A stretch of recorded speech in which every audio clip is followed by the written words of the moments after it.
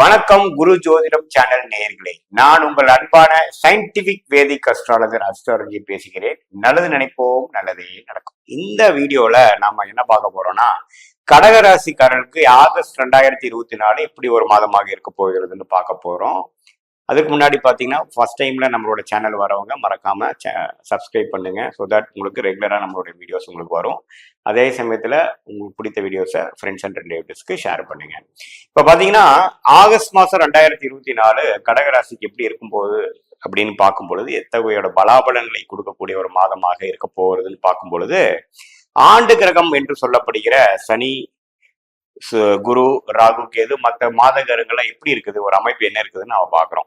அப்படிங்கிறப்போ சனி வந்து நீடித்த அஸ்தம சனியாக 8ஆம் இடத்திலே கடகராசிக்கு நீடிக்கிறார். அதே சமயத்துல ராகு பாத்தீங்கன்னா 9ஆம் இடத்திலும், 3ஆம் இடத்துல கேதுவும், 11ஆம் இடத்துல குருவும் நீடித்து இருக்க போகிறார் ஆகஸ்ட் மாசம் முழுக்க. ஆண்டு கிரகத்துல எந்த விதத்திலையும் மாற்றம் இல்லை. அதே சமயத்துல மாத கிரகம் எப்படி இருக்காங்கன்னு பார்க்கும் பொழுது, புதன், சுக்கிரன் வந்து 2ஆம் இடத்துல மாதம் ஒரு ஆல்மோஸ்ட் 22 நாட்கள் இருந்து மாத கடைசியில தான் பாத்தீங்கன்னா ஒரு 22ஆம் தேதிக்கு மேல புதன் ராசிக்குள்ளேயும் சுக்கிரன் 3ஆம் இடத்துக்குள்ள போய் நீச்சமாகக்கூடிய அமைப்புகளும் இருக்குதுங்க. ஸோ இத்தகைய ஒரு அமைப்பு இருக்கு. அதே சமயத்துல செவ்வாய் 11ஆம் இடத்திலேயே நீடித்து ஆல்மோஸ்ட் 27 நாட்கள் 90% 95% ஆஃப் த மாதம் வந்து செவ்வாய் 11ஆம் இடத்துல குருவோட சேர்ந்து இருக்கிறது அருமையான ஒரு விஷயம். அது 27ஆம் தேதி தான் பாத்தீங்கன்னா 12ஆம் இடத்துக்கு மாறுறாரு. அதே சமயத்துல ராசிக்குள்ளேயே சூரியன் இருந்து இப்ப 2ஆம் இடத்துல ஆட்சி பலம் பெற்ற அந்த சிம்மத்துக்குள்ள அவரோட வீட்டுக்கே போகிறது பாத்தீங்கன்னா ஆகஸ்ட் 17ஆம் தேதி போறாரு. ஸோ இப்படிதான் மாற்றம்.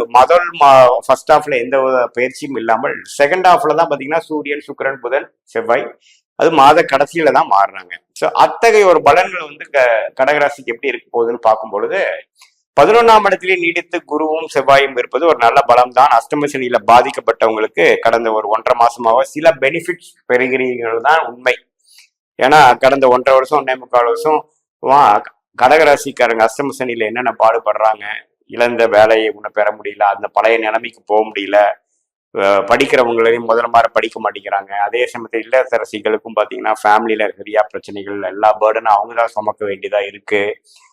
ரிலேட்டிவ்ஸ் எல்லாத்தையும் அரவணைச்சு போக வேண்டியிருக்குது. கணவர் எல்லாத்தையும் பார்க்க வேண்டிய விஷயங்கள், கடகராசிக்காரங்கள் ஹெல்த் விஷயங்கள், பினான்சியல் விஷயங்கள், கருத்து வேறுபாடு, இது எல்லாமே பார்த்தீங்கன்னா வயசு வித்தியாசம் இல்லாமல் பிரச்சனைகள் கொடுக்கக்கூடிய ஒரு அமைப்பு தான் அஸ்தம சனி. 8ஆம் இடத்துல, ராசிக்கு 8ஆம் இடத்துல சனி வர்றது, அது ஒன்னொன்னும் வந்து கடகராசிக்காரங்க அனுபவிச்சுட்டு இருக்கிறவங்க. ஒரு மே 1ஆம் தேதியிலிருந்து இந்த குரு 11ஆம் இடத்துக்கு போய் அப்புறம் ஒரு ஜூன் ஜூலைல இருந்து செவ்வாயும் 11ஆம் இடத்துக்கு போறது பாத்தீங்கன்னா ஒரு சின்ன ஒரு பெனிஃபிட், ஒரு சின்ன பலன். அதாவது பாலைவனத்துல ஒரு சின்ன சோலைவனங்கிற மாதிரி ஒரு விஷயத்தை கொடுக்குறார். ஒரு 10 கதவு மூடி இருக்குதுன்னா அதுல ஒரு 2 கதவு திறந்துச்சு சார் அப்படிங்கிற சொல்ற அளவுக்கு ஒரு சின்ன பெனிஃபிட். கண்டினியூ ஆகக்கூடிய அதே பெனிஃபிட், அதே ட்ரெண்டு ஆகஸ்ட்ல கண்டினியூ ஆகக்கூடிய விஷயங்கள் குறிப்பா முதல் 3 வாரத்துக்கு இருக்கக்கூடிய அமைப்புகள் கண்டிப்பாக உண்டு. அதனால அது மூலமா சில ஆதாயங்கள், சில பெனிஃபிட் அடைகிறது, சில குடுக்கல் வாங்கல எதிர்பார்க்கிற பணம் கொஞ்சம் வர்றது, சில பிரச்சனைகளை தீர்த்து கொள்வது, அது மாதிரி செஞ்சுக்கக்கூடிய அமைப்பு ஆகஸ்ட் மாசம் கடகராசிக்காரர்களுக்கு கண்டிப்பாக உண்டு. அதே சமயத்தில் 2ஆம் இடத்தை சனி நீடித்து பார்க்கிறார். வருமானத்துக்கு இப்ப பினான்சியல் விஷயத்துக்கு எல்லாமே ஒரு டென்ஷனும் ஒரு டைட்னஸும் கொடுக்குறாரு. ஆனா சுக்கிரனும் புதனும் வந்து கொஞ்சம் சில மூலமா எனக்கு கொஞ்சம் காசு வந்தது, சில ஒரு பார்ட் டைம்ல ஒர்க் பண்ணி எனக்கு வந்தது, அல்லது எனக்கு ஒரு சின்னதா ஒரு வர வேண்டிய பணம் வந்தது, சில ஹெல்ப் கிடைச்சதுங்கிற மாதிரி சில பெனிஃபிட்ஸ் கொடுக்கக்கூடிய மாதமாகவும் கட்டாயமா இந்த ஆகஸ்ட் மாசம் கண்டிப்பா இருக்குதுங்க.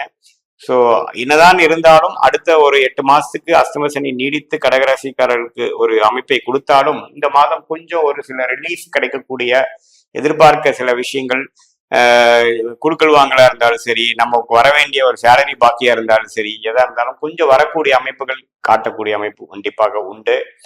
ஸோ இது பார்த்தீங்கன்னா வயசானவங்களுக்கு பார்த்தீங்கன்னா உண்மையே உடல்நல கோளாறு பிரச்சனைகள், பாத்ரூம்ல வலிக்குட்டு உண்மையே பிரச்சனை, அது மாதிரி சில திடீர்னு 1.5 வருஷம் ஆனவங்களுக்கு எல்லாம் பார்த்தீங்கன்னா கொஞ்சம் கரெக்டான மெடிசன் நமக்கு கிடைக்குது, இப்போ கொஞ்சம் ட்ரீட்மெண்ட் வேலை செய்யுது, இப்போ கொஞ்சம் பழைய மாதிரி இல்லாம கொஞ்சம் ரெக்கவர் ஆகிட்டு இருக்கேன் அப்படிங்கிற மாதிரி சில அம்சங்களை கொடுக்கக்கூடிய ஒரு மாதமாகவும் வயதானவர்களுக்கு கண்டிப்பாக காட்டுகிறது. இதே மாதிரி கடகராசி படிக்கிறவங்க, காம்படிட்டிவ் எக்ஸாம்ஸ் படிக்கிறவங்க, ஒரு 12th எக்ஸாம் எழுதலான்ட்டு இந்த வருஷம் இருக்கிறவங்க அவங்களுக்கு எல்லாமே பாத்தீங்கன்னா இப்ப இருக்கிறதோட வரக்கூடிய அடுத்தடுத்து வரக்கூடிய மாதங்கள் பெட்டரா இருக்கு. இந்த ஆகஸ்ட் மாசத்துலயும் கொஞ்சம் ஒரு நல்ல ஒரு பெனிஃபிட்டாகவும் ஒரு கிளாரிட்டி கொடுக்கக்கூடிய ஒரு மாதமாகவும் இருக்கு. ஏன்னா புதன் வந்து ஒரு நட்பு வீட்டுக்கு வருகிறார். ஸோ ஒரு நல்ல ஒரு விஷயத்தை கொடுக்கிறார்.